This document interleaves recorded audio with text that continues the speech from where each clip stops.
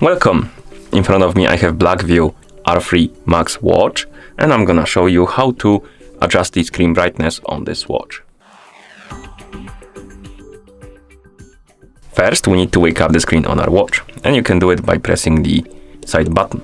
Once you wake up the screen, you should see the current watch face, basically the home screen, and you can swipe down from the top of the screen to open the quick panel or shortcut menu.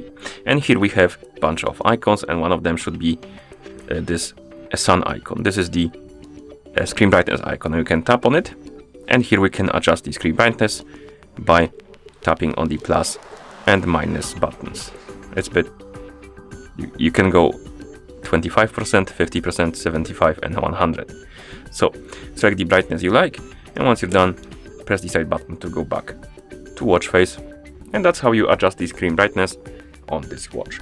Thank you for watching. If you found this video helpful, please consider subscribing to our channel and leaving a like on the video.